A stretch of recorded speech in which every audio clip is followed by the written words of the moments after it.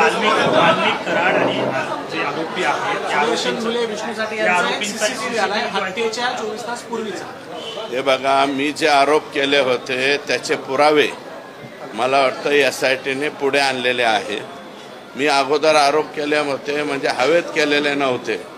या लोकांचं खंडणी, खून आणि या सगळ्या प्रकरणाशी आकाचा संबंध आहे असं हे या निमित्तानं स्पष्ट होतं.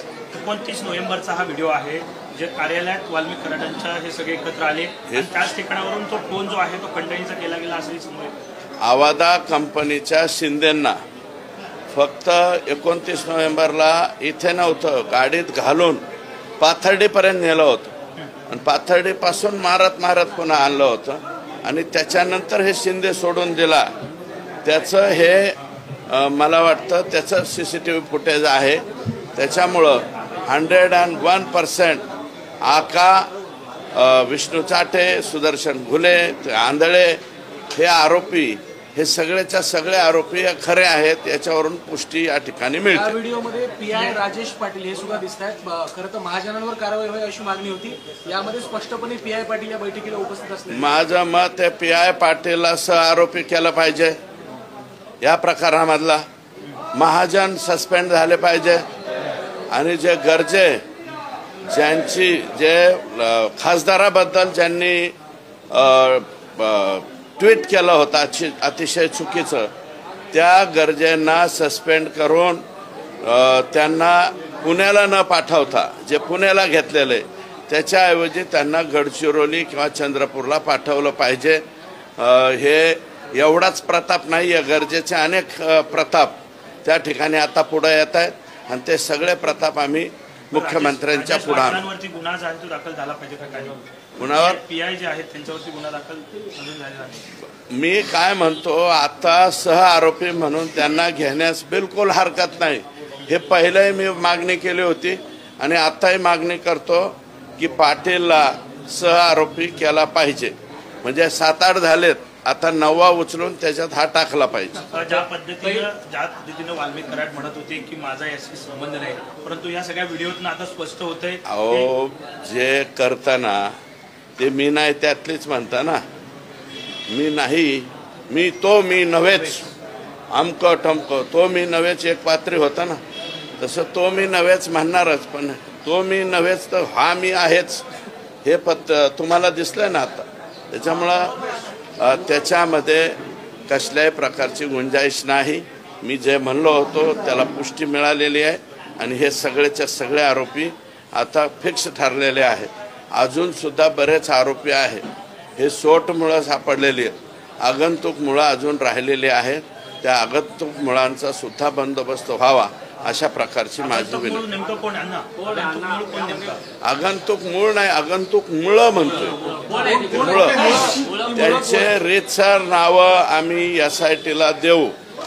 नावं दिल्याच्या नंतर SIT तुम्हाला सांगेल. असे काही आणखी व्हिडिओ जे आहेत ते समोर येतील. आणखी एक माझ्याकडे एक केस आली. तुम्ही गंमत बघा, या परळीमध्ये चाललंय काय. एक सांगतो तुम्हाला, गंमत नाही, अतिशय भयानक गोष्ट आहे. गंमत शब्द आला मला.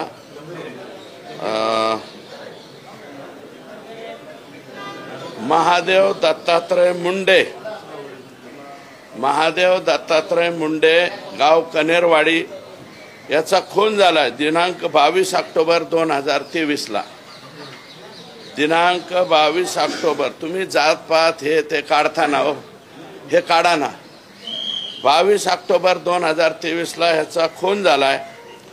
परळी वैद्यनाथच्या तहसीलच्या समोर खून झाला आणि प्रेत सापडलं त्याचं. अद्यापपर्यंत पहिले तिथं परळी पोलीस स्टेशनला सानप नावाचे पोलीस PI होते, त्यांनी याचा छडा लावला, याच्यातले आरोपी डिटेक्ट केले. परंतु आका आणि आणखी कोणीतरी सांगितलं हे आरोपीच अटक करायचे नाही. यांच्याऐवजी कोण आरोपी अटक करायचे? राजाभाऊ फड व इतर 3-4 आरोपी आहेत अद्यापपर्यंत. आणि हे 6च्या 6 आरोपी आकाच्या मुलाच्या इर्द गिर्द भटकताना दिसत आहेत.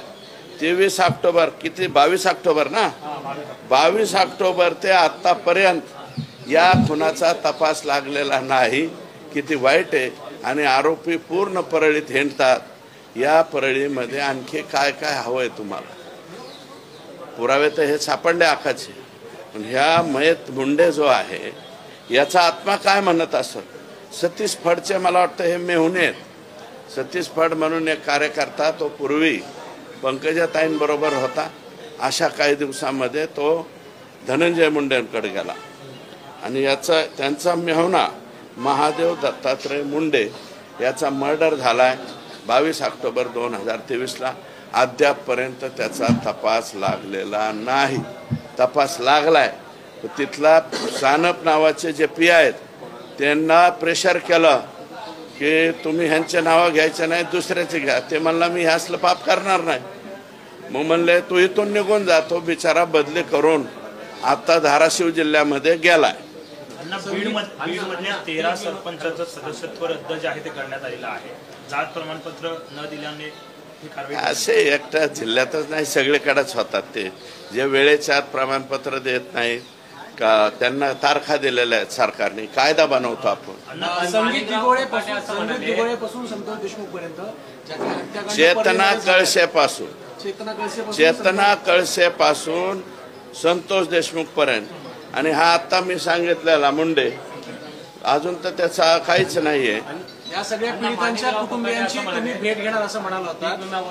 हा, पीक विमा माणिकराव कुटाटे असं म्हणाले की एखादी योजना भ्रष्ट म्हणता येणार नाही, थोड्या मोठ्या चुका होत असतात. हे योजना भ्रष्ट नाही, चुकीची नाही म्हणत आम्ही. योजना चांगली आहे, परंतु त्या योजनेच्या लॅकिनोचा गैरफायदा घेऊन मला असं कळलंय की समितीने 350 कोटी रुपये काहीतरी भ्रष्टाचार दाखवलाय. समिती मुख्यमंत्र्यांना मी विनंती केलेली आहे की स्वतंत्र समिती नेमा. 350 कोटी नाही, हे 5000 कोटीचा घोटाळा निघेल. 5000 कोटीचा. आणि ही योजना बंद करावी का? अजिबात नाही. शेतकऱ्यांसाठी ही योजना चांगली आहे. फक्त याच्यामधले जे दलाल, गुंडे, माफिया आणि बुद्धिवान प्राणी जे चुकीच्या पद्धतीने विमा भरतायत यांच्यावरती संघटित गुन्हेगारी अंतर्गत को अंतर्गत गुन्हे दाखल करावेत. कारण ते सेम लोक एकच आहे. संपूर्ण महाराष्ट्रामध्ये पीक विमा भरणारी ही गँग आहे, ही टोळी आहे. या टोळीला को अंतर्गत कारवाई झाली पाहिजे असं माझं मत. आणि छोटी नाही आहे. बहुतेक कृषी मंत्र्यांना त्याची व्याप्ती माहीत नसेल. माझ्याकडे एवढे मोठे कागद गोळा झालेले तेवढे मी कृषी मंत्र्यांना द्यायला तयार आहे. हा पीक विम्याचा जो घोटाळा आहे, जो 1 रुपयामध्ये खरं तर पीक विमा काढला जातो, त्याचाच हा गैरफायदा म्हणायचा. 1 रुपया पीक विम्याचा गैरफायदा नाही. 1 रुपया पीक विमा ही चांगली योजना आहे, वाईट योजना नाही. त्या योजनेचा लॅकिनो शोधून, त्यातलं मर्म असं काहीतरी शोधून या पहिल्यांदा ट्राय काय केलाय, सरकारी जमिनीवर विमा भरलाय, मग गायरान जमिनीवर भरलाय, नंतर आपल्या वन खात्याच्या जमिनीवर पैसा भरलाय, नंतर जलसंपदा विभागाच्या शिल्लक जमिनीवर विमा भरलाय. त्यामुळे ह्या सगळ्यांची चौकशी व्हावी. मुख्यमंत्र्यांनी विधान भवनामध्ये आश्वासन दिलेले आणि दावोसून आल्याच्या नंतर त्या समितीचं, कारण मी पत्र दिलंय, समितीचं विभागीय आयुक्त किंवा सेक्रेटरी लेवलच्या अधिकाऱ्याला नियुक्त करावं. आणि हा नेमका घोटाळा किती? शासकीय कमिटी म्हणते 350 कोटी, मी म्हणतो हा 5000 कोटीचा घोटाळा आहे. या प्रकरणाची समितीनं या सगळ्या संदर्भात ताकीद ओढलीत. मात्र माजी कृषी मंत्री धनंजय मुंडे यांनी मात्र या सगळ्या उपक्रमाचं कौतुक केलं आणि आपण हा उपक्रम राबवला याबद्दल त्यांनी भाष्य देखील केले. मुळात हा तुमच्या एकट्याचा उपक्रम नव्हता. माननीय मुख्यमंत्री तत्कालीन एकनाथ शिंदे साहेब, माननीय देवेंद्रजी फडणवीस साहेब आणि अजितदादा, हे सर्वांचा तो एकत्रित कार्यक्रम होता. आणि तुमचं सरकार गेल्याच्या नंतर पुन्हा आमचं सरकार आल्यावर ती योजना चालू झालेली आहे. तुम्ही त्याचं श्रेय घेऊ नये. तुमच्याच तालुक्यातल्या लोकांनी सगळीकडे विमा भरलाय. तुम्ही स्तुती ह्याची करताय आणि इकडं तुमचे लोक महाराष्ट्रभर विमा भरताय. याचा अर्थ काय? याचं त्यांनी उत्तर द्यावं. चेतना कळसे, संतोष देशमुख या सगळ्या हत्याकांडांच्या प्रकरणामधल्या पीडितांच्या कुटुंबियांना भेटणार असं तुम्ही म्हटलं होतं. मी परळीमध्ये जाणार तुम्ही असं म्हणाल. जाणार आहे ना, जायला वेळच नाही ना मिळाला. आता जाईल. आणि एक एक हा आता दत्तात्रय बिचारा कोण येतो मुंडे यांच्याही घरी जाईल. कोण मयत महादेव दत्तात्रय मुंडे, ज्याचा अजून खुनाचा तपास लागला नाही. ऑक्टोबर महिन्यापासून आतापर्यंत खुनी परळीत हिंडत आहेत आता. आणि आमच्या एसपींना आता मी बोललो की बाबा नवीन आलेला आहात तुम्ही, याची माहिती घ्यायला पाहिजे होती.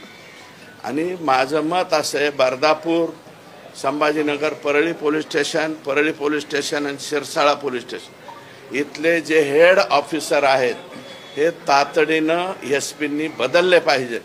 कारण तेच लोक आकाच्या मदतीनं इथं आलेले आहेत, आकाने पोस्टिंग केलेली. हे सगळेचे सगळे बीड जिल्ह्याच्या बाहेर गेले पाहिजे किंवा परळी मतदारसंघाच्या बाहेर काढले पाहिजे. त्यांना तुमच्या मतदारसंघातले एक ऑडिओ क्लिप जे आहे ती व्हायरल होते, त्यामध्ये एक कुटुंबाला जे आहे ते वाईट टाकलेलं आहे, त्यांच्या कुटुंबातलं कोणतरी HIV पॉझिटिव्ह आलं म्हणून अशी एक व्हायरल होते. काय हा ते आलती मावली माझ्याकडे. मला वाटतं जाधव नावाचं केस आहे. मी स्वतः PIला सांगितलंय. तो कोणी खालचा कर्मचारी आहे, त्यांनी ते नाटक केलंय. तर बीड सांगवी या गावचं आहे मला वाटतं. ती माझ्याकडे आलती. माझा PI, माझे DYSP दोघंही जण गेले.